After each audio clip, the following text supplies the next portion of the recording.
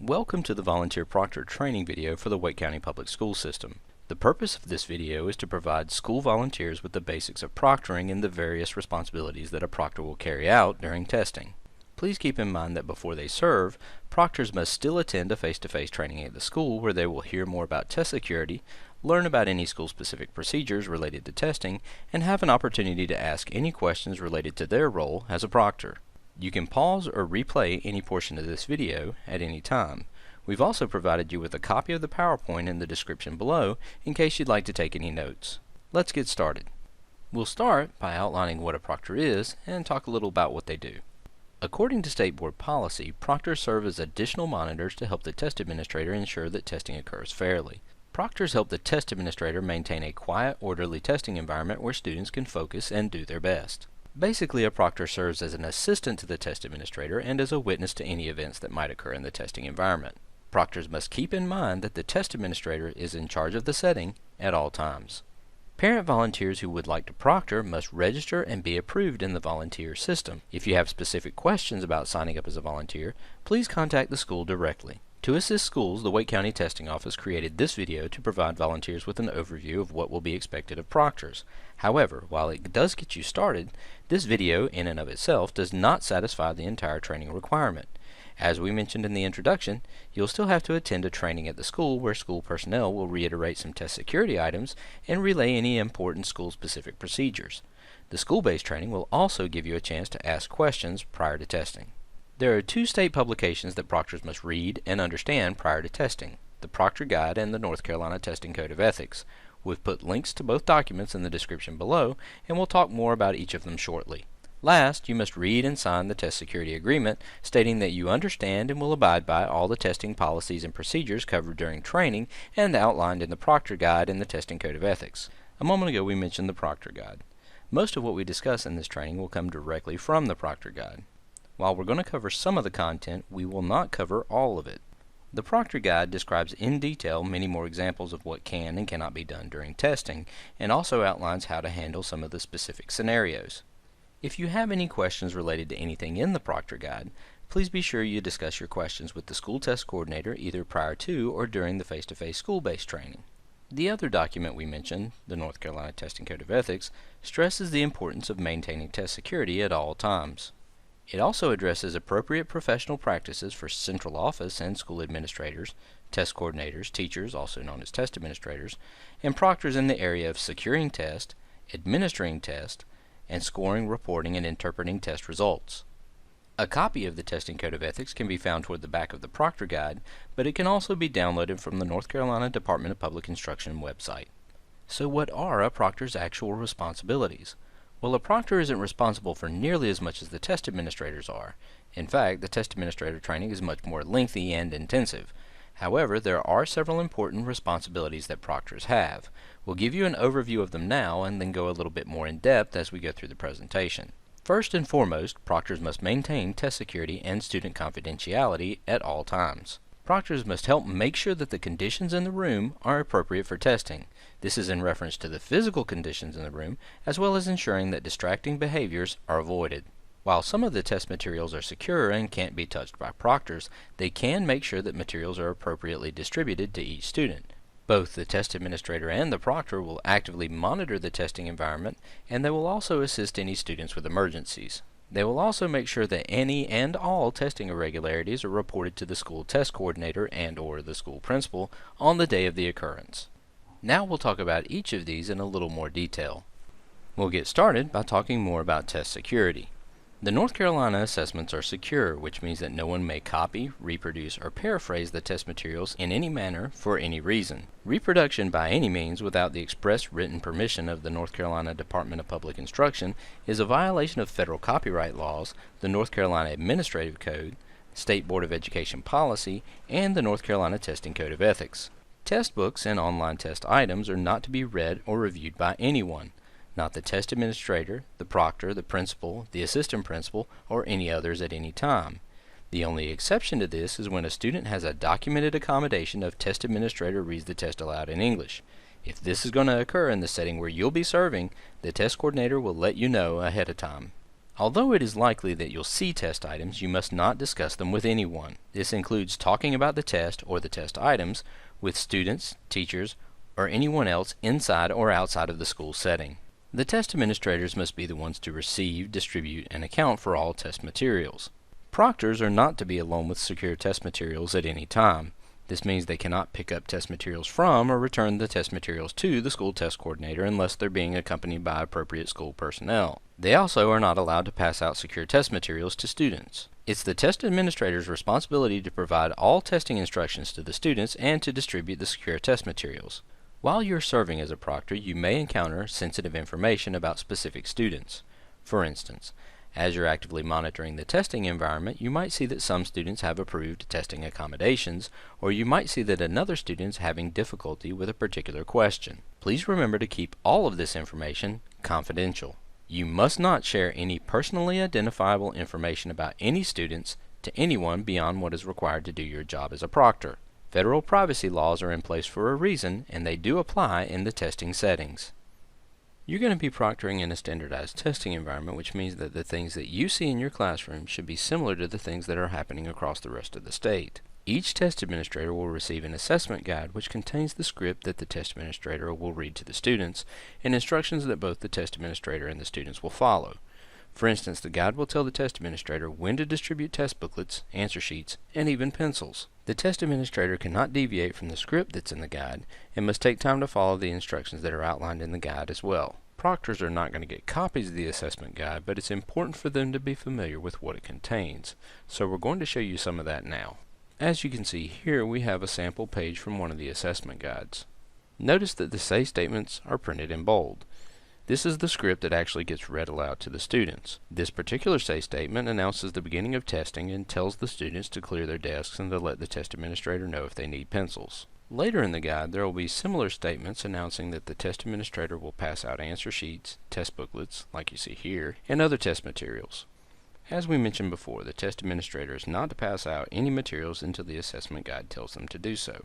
In this example, the guide is providing instructions for passing out test booklets and even a suggested procedure. The guide also instructs test administrators to pause so that students can respond to the question that's been asked. We could spend quite a bit of time going through the assessment guide, but those are the basics. If you have any more questions about the assessment guide or its contents, please talk to your school test coordinator.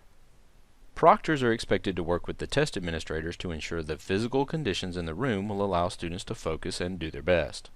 All rooms designated for testing must be quiet, orderly, and comfortable with adequate seating, lighting, and heating or air conditioning.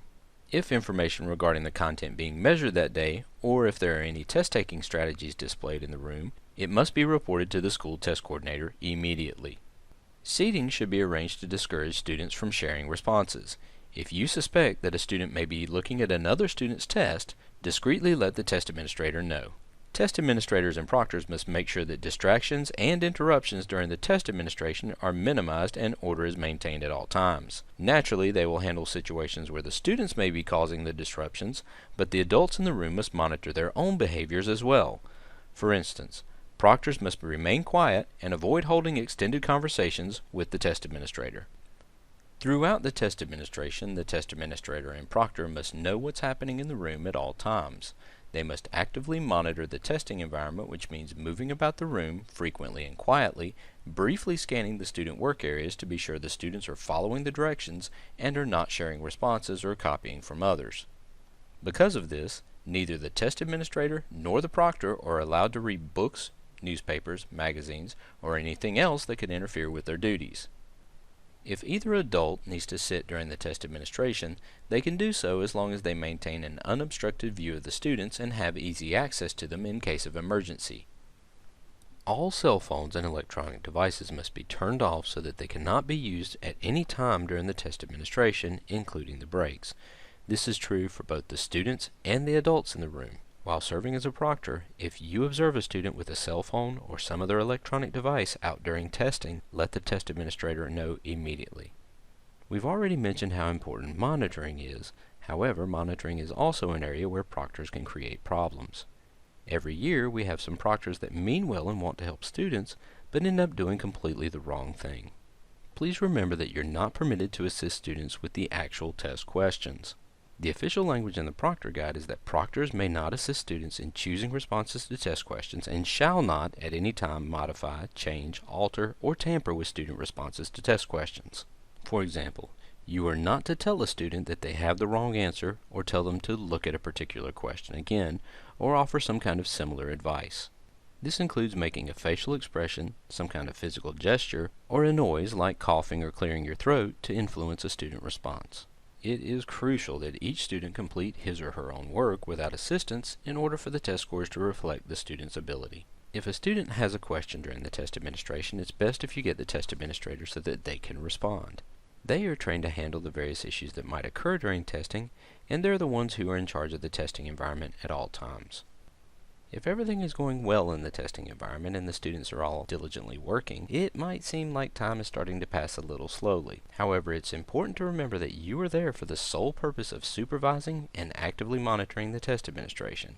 It is not a time to use a computer, cell phone, or some other electronic device, read a book, magazine, or novel, take a nap, or do anything else that's not directly related to monitoring the testing environment. Things can change quickly, so it's important to remain alert and pay attention to what's going on around you at all times. Sometimes, students have emergencies during testing. Usually these emergencies take the form of a student needing to go to the restroom, but occasionally a student might get sick during the actual test administration. If a student has to leave the room because of an emergency, the proctor will assist the test administrator in taking care of the situation appropriately. Many schools have different procedures for handling student emergencies, and you'll hear more about that when you're trained at the school. But keep in mind that the immediate priority is to discreetly take care of the student while attempting to create as little of a disturbance as possible for the other students. One thing that's important to remember is that a trained test administrator and a trained proctor must remain in the room at all times. Of course, keeping two trained adults in the room at all times could be a problem if the proctor or the test administrator are the ones that have the personal emergency. If this should happen, the school test coordinator must be notified immediately and a trained replacement brought to the classroom to cover for the adult while they're gone. If at all possible, please wait to leave the room until the test coordinator or the designated adult arrives to relieve you. Proctors must do their part to ensure the test scores of the students in the room where they'll be serving are the results of an ethical and fair test administration. What happens in your room should be similar to what happens in rooms where testing is occurring across the state. A testing irregularity is anything unusual that occurs during testing. All irregularities must be reported to the school test coordinator and/or the school principal on the day of the occurrence. Each school handles the process for reporting irregularities a little differently. The test coordinator will outline their process during the face-to-face training that you'll receive at the school. In many cases, the test coordinator can immediately determine if something serious has occurred. Depending on the nature of what happened, it might be something that can be corrected that day with little or no additional inconvenience to everyone involved. However, if it's a major irregularity that calls into question the validity of the test, the student may have to be re-administered the test on another day. So you can see why it's important to report irregularities immediately. The Proctor Guide contains several examples of irregularities broken down into different categories. We've discussed several of these irregularities already, but you'll want to thoroughly review this section of the Proctor Guide. Let's review some of the more important things we talked about. First and foremost, proctors must maintain test security and student confidentiality at all times. Proctors will assist the test coordinator in making sure that the conditions in the room are appropriate for testing. Again, this means the physical conditions in the room, as well as ensuring that distracting behaviors are minimized or avoided entirely. While some of the test materials are secure and therefore can't be touched by proctors, they can ensure that the materials are handed out to students appropriately. Proctors can ensure that when the materials are handed out, the color of the answer sheets and the color of the test booklets match and that the grade level on the cover of the test booklet is the same as what's on the answer sheet. Test administrators and proctors must actively monitor the testing environment, but they are not to assist students in choosing responses to test questions. Proctors and test administrators will follow the school-specific procedures for handling emergencies while keeping in mind that two trained adults must remain in the room to supervise testing at all times. And finally, remember that all testing irregularities must be reported to the school test coordinator and/or the principal on the day of the occurrence. Now we'll wrap things up with a few last reminders. As we've mentioned a few times, you must still read and understand the Proctor Guide and the North Carolina Testing Code of Ethics. There are links to both in the description below. You'll still attend a face-to-face training at the school where the school test coordinator will give you some more details, including any school-specific procedures. The face-to-face training also provides you with an opportunity to ask questions and sign the test security agreement.